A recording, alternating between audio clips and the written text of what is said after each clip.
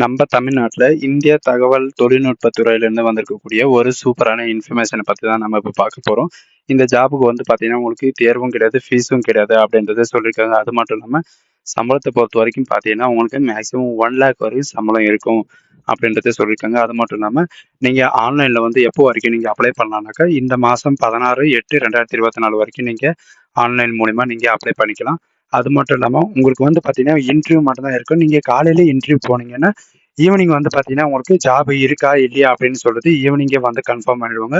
So, இதுக்கு யாரெல்லாம் apply பண்ணலாம்? யாரெல்லாம் எலிஜிபிள்? அப்படின்ட்டு எஜுகேஷன் குவாலிஃபிகேஷன் என்ன? அப்படின்றத நான் உங்களுக்கு பிரீஃபா எக்ஸ்பிளைன் பண்ண போறேன். வீடியோ ஸ்கிப் பண்ணாம எண்ட் வரைக்கும் பாருங்க. அதோட நம்ம சேனலுக்கு இப்போ தான் நீங்க ஃபர்ஸ்ட் டைமா உள்ள வரீங்க அப்படின்னா, நம்ம சேனலை வந்து சப்ஸ்கிரைப் பண்ணி வச்சுக்கோங்க. அப்பதான் நாங்க போடக்கூடிய கவர்மெண்ட் ஜாபோட நோட்டிஃபிகேஷன் வந்து உங்களுக்கு உடனுக்குடனே வந்து சேரும்.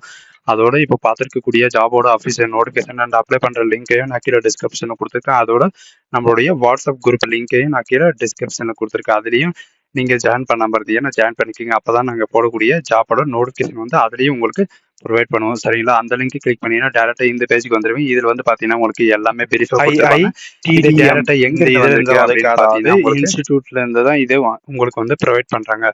யூஜி அட்மிஷன் 2024ல வந்து பார்த்தீங்கன்னா உங்களுக்கு இந்த மாதிரி தான் உங்களுக்கு ப்ரொவைட் பண்றாங்க. இது வந்து பார்த்தீங்கன்னா ரெக்கமெண்ட் ஆஃப் டேட் அப்படின்னு சொல்லியிருக்கீங்களா, நோட்டிஃபிகேஷன் ஆஃப் டேட்டு 15 ஜூலை 2024. நீங்க அதை கிளிக் பண்ணீங்கன்னா போதும், டேரெக்டா இந்த மாதிரி உங்களுக்கு வந்து நோட்டிஃபிகேஷன் வந்து டவுன்லோட் ஆயிரும். நோட்டிஃபிகேஷன் வந்து டேரெக்டா எங்க இருந்து வந்திருக்கு அப்படின்னு பார்த்தீங்கன்னா, Indian Institute of Information Technology engine இதுல இருந்து வந்திருக்கு அப்படின்றத இவங்க சொல்லியிருக்காங்க. சரி, இவங்க வந்து டேரெக்டா எங்க இருந்து வந்திருக்கு, இது வந்து பாத்தீங்கன்னா காலம்பாக்கம் ரோட்ல இருந்து, காலம்பாக்கம் ரோடு, அதாவது நம்ம தமிழ்நாட்டில் தான் இருக்கு. சென்னையில வந்து 600127 இதுதான் இதோட பின்கோடு. சரிங்களா? அது மட்டும் இல்லாம இது 12 நம்பர் கொடுத்துருக்காங்க. யாருக்கு ஏதாவது டவுட் அந்த மாதிரி இருக்கு அப்படின்னு சொன்னாச்சுன்னா இதுல நீங்க கால் பண்ணி உங்களுக்கு கிளாரிஃபை பண்ணிக்கலாம். அதில் தான் இவங்க வெப்சைட்டும் கொடுத்துருக்காங்க, மெயில் ஐடியும் கொடுத்துருக்காங்க. மெயில் ஐடி மூலமாகவும் நீங்க மெசேஜ் பண்ணி நீங்க இது பண்ணிக்கலாம். உங்களுக்கு வந்து பாத்தீங்கன்னா எத்தனை விதமான போஸ்ட் அந்த மாதிரி கொடுத்துருக்காங்கன்னா உங்களுக்கு ப்ரொஃபஸர் சார்ஜில் வந்து பார்த்தீங்கன்னா பே லெவல் வந்து 7 வரைக்கும் கொடுத்துருக்காங்க. அசிஸ்டன்ட் ப்ரொஃபஸருக்காக உங்களுக்கு பே லெவல் 7 வரை கொடுத்துருக்காங்க. அசிஸ்டன்ட் ப்ரொஃபஸர்லேருந்து உங்களுக்கு எல்லாமே பார்த்தீங்கன்னா ஆஃபீஸர் அசிஸ்டன்ட் தான். எஜுகேஷன் அண்ட் குவாலிஃபிகேஷனை பொறுத்த வரைக்கும் பார்த்தீங்கன்னா அசிஸ்டன்ட் ப்ரொஃபஸர் கைடுக்கு வந்து பார்த்தீங்கன்னா உங்களுக்கு பிடெக் முடிச்சிருந்தாலே போதும். இதுக்கு வந்து எக்ஸ்பீரியன்ஸ் எல்லாம் எதுவும் தேவையில்ல. 70,000 உங்களுக்கு 98,000 வரைக்கும் உங்களுக்கு சேலரி இருக்கும். அசிஸ்டன்ட் ப்ரொஃபஸர் கார்டு 2க்கு வந்து பார்த்தீங்கன்னா பிஎட் நீங்கள் படிச்சிருந்தாலும் போதும். இதுக்கு வந்து பார்த்தீங்கன்னா 1 இயர் எக்ஸ்பீரியன்ஸ் இருக்கணும். மஸ்ட்டாக வந்து 1 இயர் எக்ஸ்பீரியன்ஸ் இருந்தால் மட்டும் தான் நீங்கள் அப்ளை பண்ண முடியும்.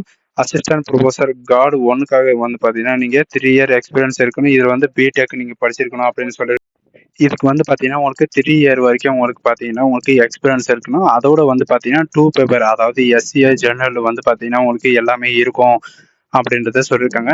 இதில் வந்து பிடெக், பிஎட் இந்த மாதிரி நீங்கள் எது படிச்சிருந்தாலும் சரி, எம்எஸ்சி படிச்சிருந்தாலும் நீங்கள் இதுக்கு வந்து அப்ளை பண்ணுறதுக்கு எலிஜிபிள் தான் அப்படின்னு சொல்லியிருக்காங்க.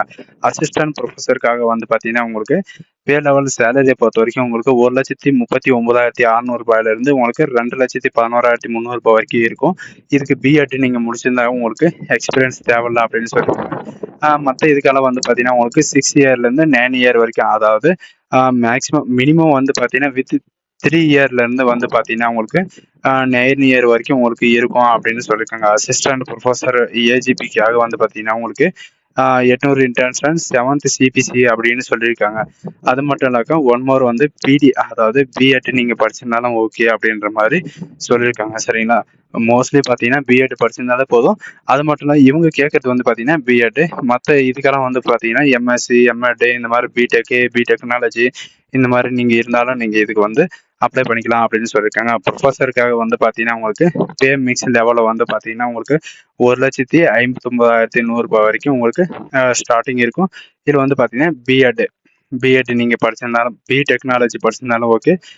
10 இயர்லேருந்து பார்த்தீங்கன்னா, அதாவது பிஎட் முடிச்சதுக்கு அப்புறம் பார்த்தீங்கன்னா மேக்ஸிமம் 10 இயராவது உங்களுக்கு எக்ஸ்பீரியன்ஸ் இருக்கணும். மினிமம் வந்து பார்த்தீங்கன்னா 7 இயராவது இருக்கணும் அப்படின்னு சொல்லியிருக்காங்க. இதில் வந்து பார்த்தீங்கன்னா லேர்னிங், அதாவது ப்ரிப்பேரிங் லேர்னிங் இருக்கணும் அப்படின்னு சொல்லியிருக்காங்க. ஹையஸ்ட் வேல்யூ வந்து இதுக்கு தான் அப்படின்றது சொல்லியிருக்காங்க. எலிஜிபிள் டிகிரி வந்து பார்த்தீங்கன்னா நீங்கள் அவங்க கொடுத்துருக்கிற குவாலிஃபிகேஷன் இல்லாமல் இவங்க கம்ப்யூட்டர் சயின்ஸ் இன்ஜினியரிங்கில் வந்து B Tech, computer science, information technology, engineering, optical இந்த மாதிரி வந்து பார்த்தீங்கன்னா உங்களுக்கு நிறைய விதமான குவாலிஃபிகேஷன் வந்து கொடுத்துருக்காங்க. M E, M Tech, M Tech computer science engineering அந்த மாதிரி நீங்கள் படிச்சிருந்தாலும் ஓகே.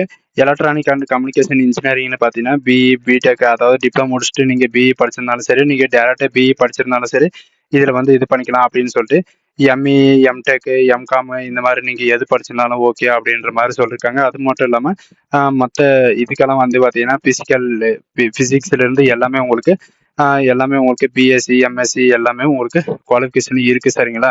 அது மட்டும் இல்லாமல் உங்களுக்கு அப்ளிகேஷனில் வந்து பார்த்தீங்கன்னா உங்களுக்கு முழுக்க ஆன்லைன் அப்ளிகேஷன் மட்டும்தான், நீங்கள் ஆன்லைனில் மட்டும்தான் நீங்கள் அப்ளை பண்ணுற மாதிரி இருக்கும் அப்படின்னு சொல்லியிருக்காங்க. எக்ஸ்பீரியன்ஸ் எல்லாம் எதுவும் கிடையாது.